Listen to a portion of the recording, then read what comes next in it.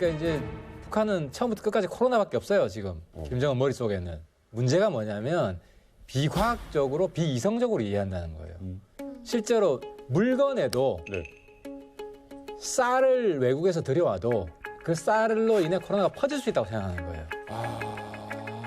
그래서 이제 어떤 우스운 일이 있었냐면 작년인가 재작년인가 시진핑 이제 만났을 때, 네. 김정은 만났을 때 60만 톤 주기로 했었어요. 네. 쌀을 지원하기로 했는데 코로나가 터진 거야. 코로나가 무서워서 그 쌀 있는 컨테이너를 2주간 격리했다는 거예요. 2주간 자가 격리를 시켰고 쌀을.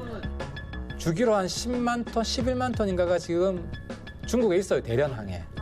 주려고 거부한다는 거예요. 그러니까 이런 물건까지도 대북 전단 막 그 날리는 거 북한에서 굉장히 강하게 반발했잖아요. 네네.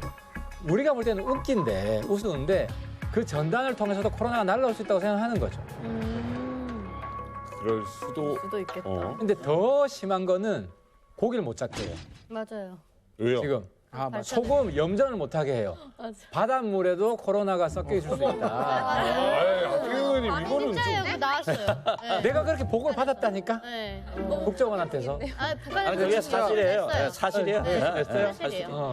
세계적인 대유행 전염병의 지속적인 확산 추이에 대처하여 비루스 유입을 철저히 차단하기 위한 국가적인 대책을 계속 엄격하게 실시할 데 대하여 강조했습니다. 그러니까 이렇게 비이성적이고 비과학적이기 때문에 내가 비이성적인 얘기를 하는 게 아니라 북한이 지금 그렇다니까요? 봉쇄라는 것이 방역에 가장 유효적절한 것인지에 대해서 우리도 의문을 품고 있고, 그리고 그렇게 강력한 봉쇄 조치를 취하고 있는 북한에도 코로나가 있을 것이다라고 짐작하고 있잖아요.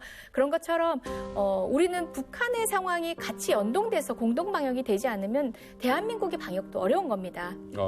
치료제를 북한 주민을 위해서, 북한의 또 생존 인권을 위해서뿐만 아니라 대한민국의 어떤 방역을 위해서도 대지열병이든 또 병충해 피해든 간에 공동으로 해야 될 영역이 있는데, 그런 영역 중에 가장 시급한 영역이 바로 코로나19 대응이 아닐까 싶고요. 우리하고는 상대가 안 되는 의료 수준이라는 걸 생각을 해서 오히려 그분들에게 지금 이 의원님 얘기하신 것처럼 그분들을 백신을 도와주고 치료제를 도와주고 하는 거는 우리가 모자랄 때 도와주는 건 사실 말이 안 되죠. 근데 우리가 어느 정도 긴급한 상황인 분들을 치료하고 백신을 놔준 다음에는 여유분은 나눠 가질 수 있다. 이런 마음을 가지고, 왜냐하면 그 사람들이 걸리면 전염병이기 때문에 넘어오거든요.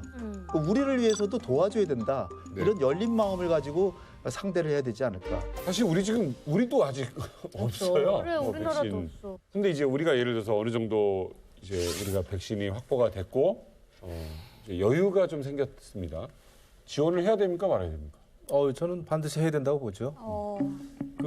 더더군다나 여유가 생겼다면은 그건 해야 되고요. 네. 그다음에 가능하면은 북한의 노약자, 또 가능하면은 또 영유아부터 좀 하는 게 어떤가 이런 생각을 하죠. 제가 이제 그 탈북자들 쭉 만나면은 일단 너무 영양 상태가 안 좋아요. 그 면역 상태가 안 좋고, 그래서 그런 백신이 이제 제 기능을 할 수 있을지 저는 그게 오히려 걱정이 되는 거예요. 네네네. 그런다면 만약에 지원한다면 시기는 어느 정도면 적당하다고 생각해요? 저는 일단은 이제 백신이 우리가 상용할 수 있을 만큼 된 다음에, 그리고 또 국내 상황이라는 것도 분명히 필요하죠. 우리가 지도자가 결정해서 한다가 아니라 국민의 합의를 통해서 하는 것들이니까 네. 상황에 대한 판단을 함께 해주셔야죠. 그러니까 이건 아니지. 그러니까 이건 아니지. 북한이 안 받을 거라고 봐요. 안 받는다고 보는데 왜 안 받느냐? 있어요. 백신과 치료제 개발 기술이. 북한에 있어요. 이게 뭐 러시아나 중국 쪽 말씀하시는 거예요? 아니, 훔쳤어요.